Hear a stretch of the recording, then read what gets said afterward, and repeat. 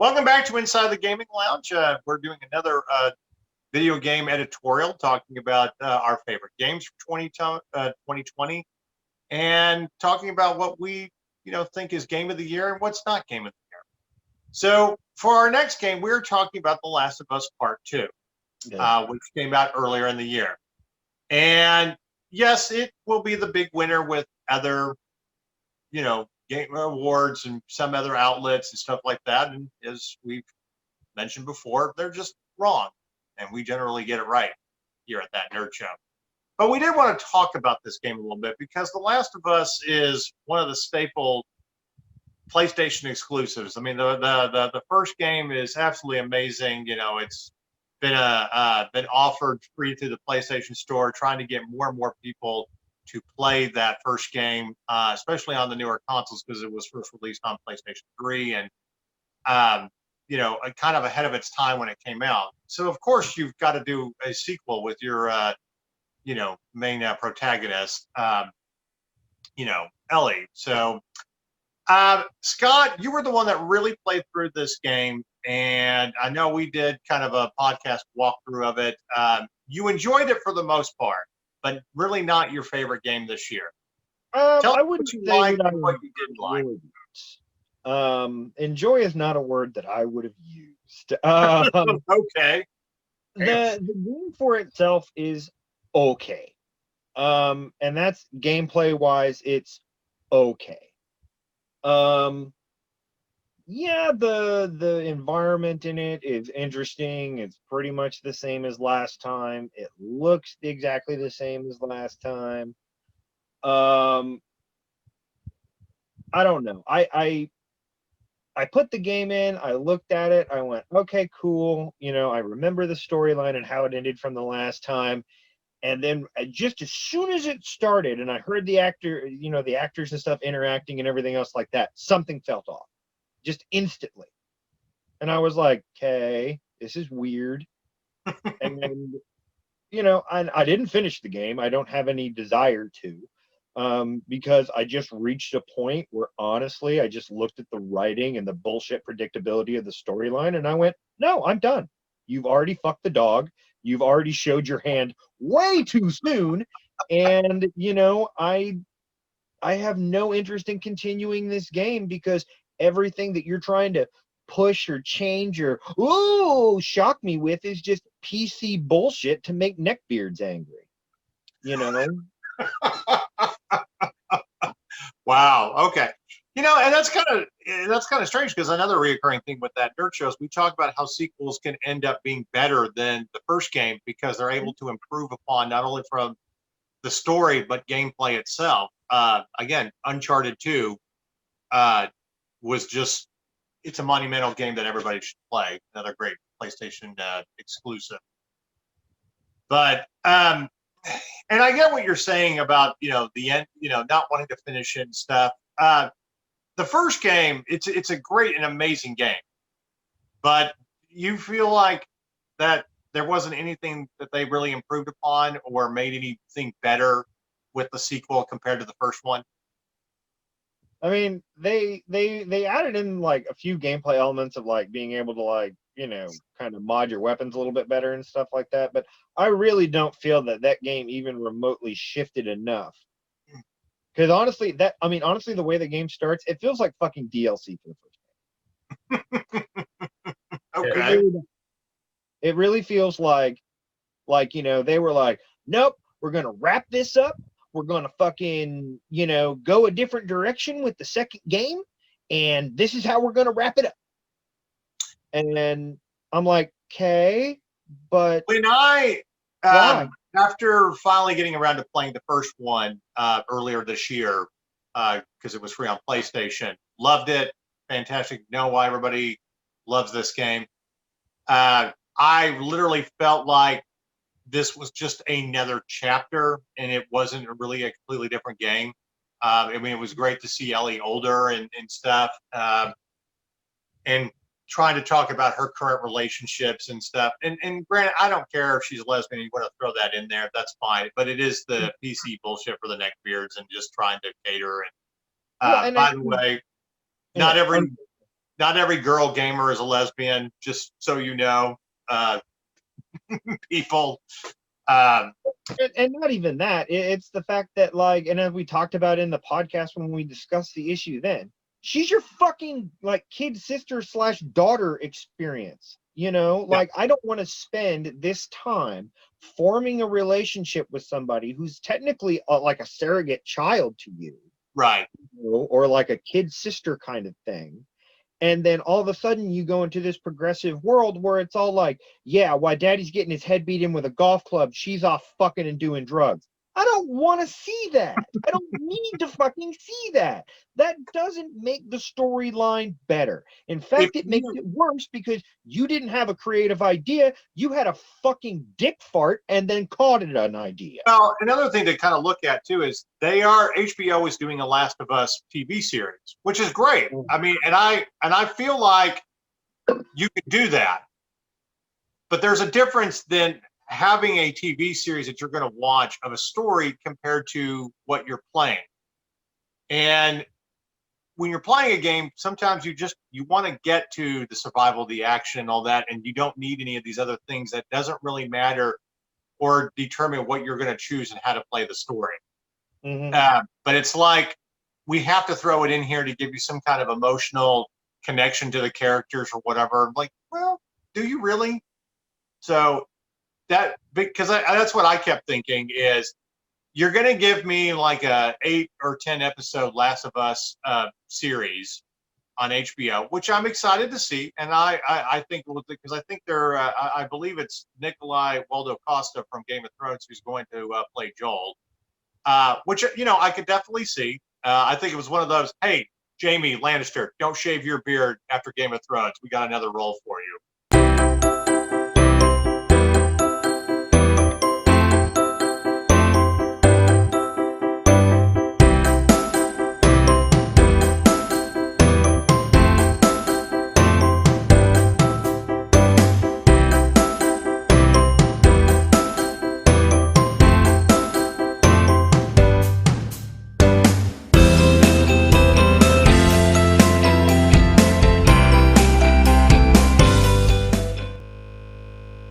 Because you look at it as like from season 8 of Game of Thrones too. Kind of actually looks like them, so probably won't have to do much in the makeup department. I think we just lost Chad real quick. So anyway, Jack, oh, I'm here. okay.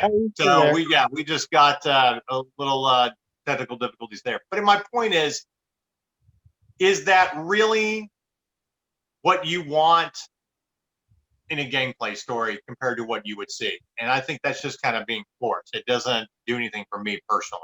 Well, and this is something for me, and people can make fun of me for all they want, and I don't care if I'm oversharing when I say this, but I actually have mental illness, and one of those is side effects is hypersexuality, which is technically sexual addiction, and that kind of shit makes me uncomfortable. Yeah. And people are like, well, why does that make you uncomfortable? That makes me uncomfortable because she's barely of age. Right. And you're literally sexualizing a child that has pretty much been forced to grow up in a horrible world. And not even before you were doing this, you were technically having a fucking snowball fight with 5-year-olds. Yeah. Hey, if we're going to sexualize a video game character, can we leave it with Lara Croft and Tomb Raider? I mean, not even that. I don't think we need to sexualize characters in video games. No, I agree.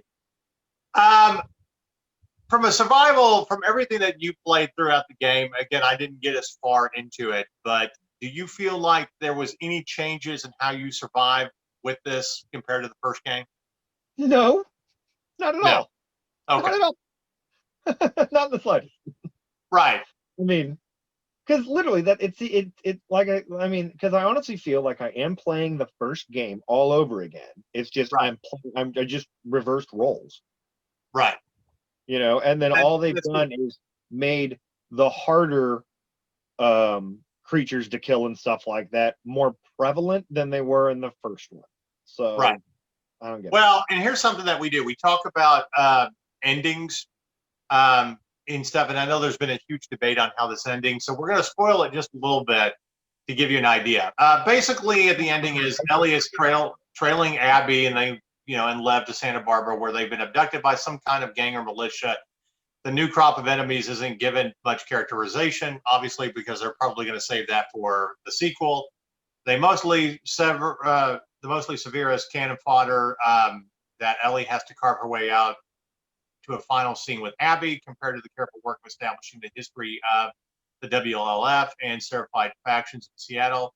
The Santa Barbara setting just feels, it just feels like an extra level stock with enemies you really weren't, you don't feel bad killing.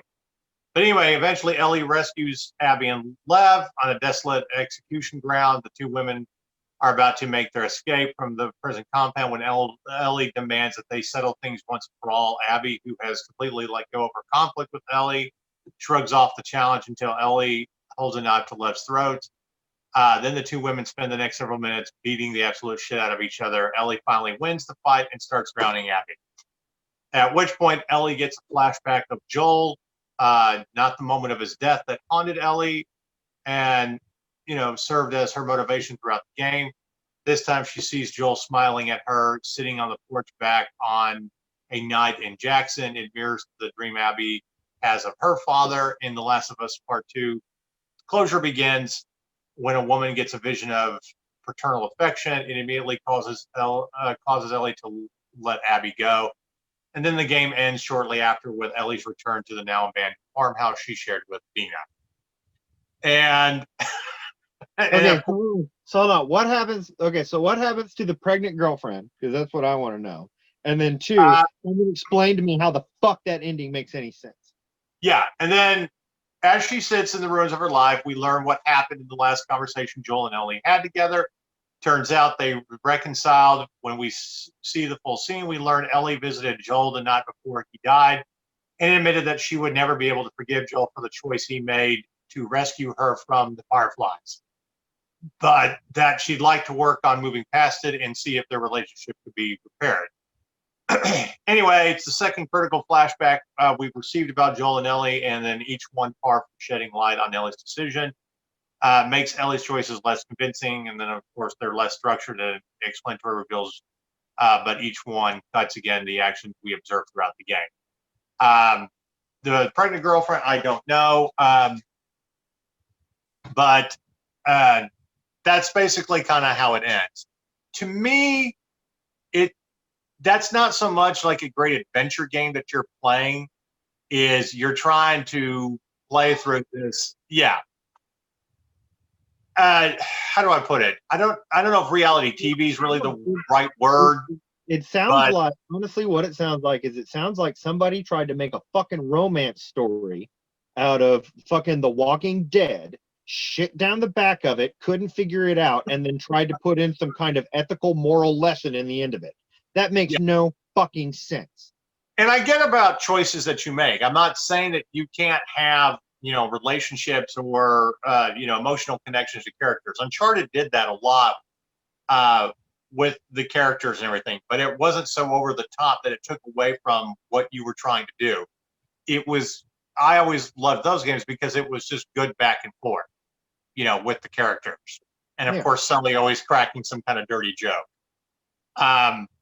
But I don't know. To me, this is one of these things where you're trying to get a whole new demographic to play video games by having this emotional story and taking away from actual gameplay. Well, because the jump is shark. Yeah, in The Last of Us, in the first game, like, I love it in so many ways that you do have this kind of father-daughter type of relationship. It's, about survival. You're meeting all these characters. And yes, I get that you have a main character that's going to die. And you've got, the main protagonist who's having to deal with all of this. But again, don't you just feel, when you start throwing stuff like this, that takes away from gameplay. Am I supposed to pay more attention to the cutscenes, or am I supposed to play the game? Well, because that's kind of how I felt. I felt like they wanted you to pay more attention to the cutscenes and the gameplay. And if I want to do that, I just watch a fucking movie. Right. And that's so why I'm a big proponent of hitting the skip button on cutscenes. I don't need all the cutscenes. I just want to get to the action and play video games. Well, because So, I understand the cutscenes being in there because it helps further the storyline, which gives you a sense of purpose of why you're doing what you're doing in the video game. I totally right. get that. But when you have shit like this, where it's like, I want to settle this conflict because you killed the father figure of my life, but then somehow, in the final moments of not killing you, I'm going to decide that he wanted you to live. Wait, what? No. And again, I'm mad at this person. I get that. If you want that story for a TV series where you're not playing anything, fine, give that to me. But not in a video game. A game bay is about playing. It's not about watching cutscenes. Yeah. And then the thing is, they toted this game because they were like, oh, well, the narrative is so realistic because all anyone wants to do is survive. Really? All they want to do is survive? Because why would Ellie be pissed off at the fact that you saved me from a bunch of fucking psychos that was going to dissect my brain, but I'm never going to forgive you for that? Wait, what? Yeah. Who the fuck are you, entitled little bitch? Get the fuck over it. You're breathing. They're not. What else? I honestly feel this is one of those sequels there, while it's okay and can be a fun game to play from survival and exploring and all that, if that's what you want to do. It's not up to par with what sequels usually end up being. Assassin's Creed, perfect example. We all love Assassin's Creed 2. They really improved upon the first game, and then they kept doing a lot of great things with other sequels.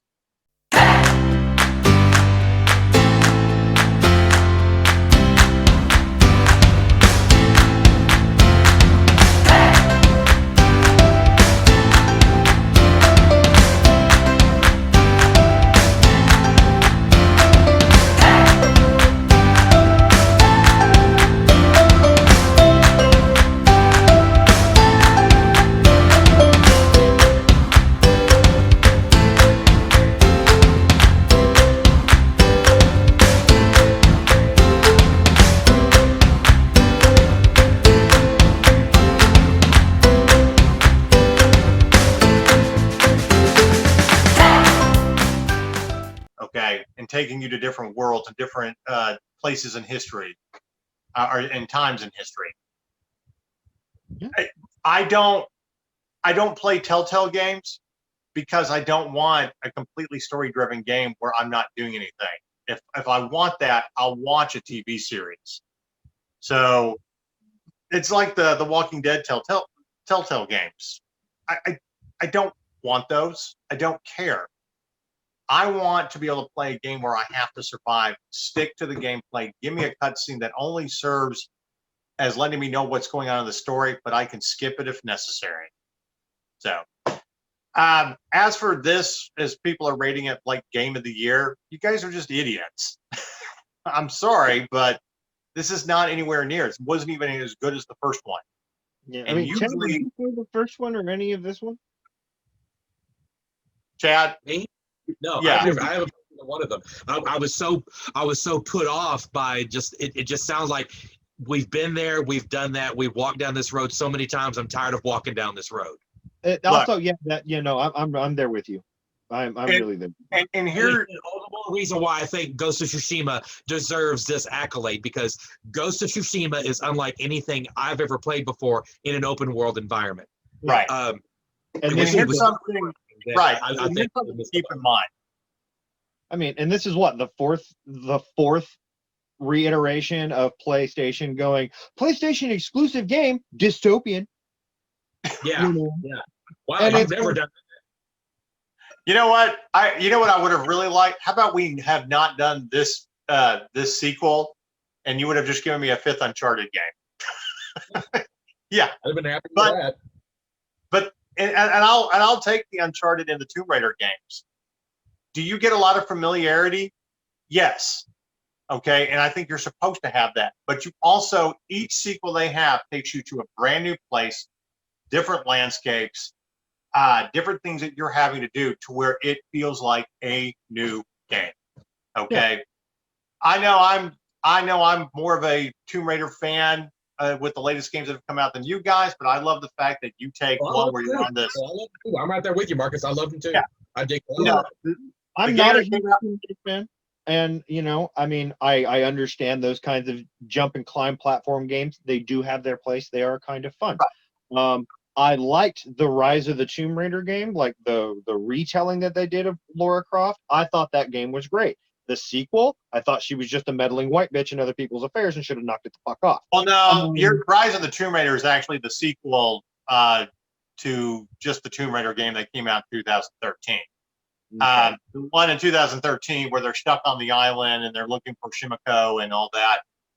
Great game, loved it. But Rise of the Tomb Raider, where you find the hidden city in Siberia and that one's my favorite.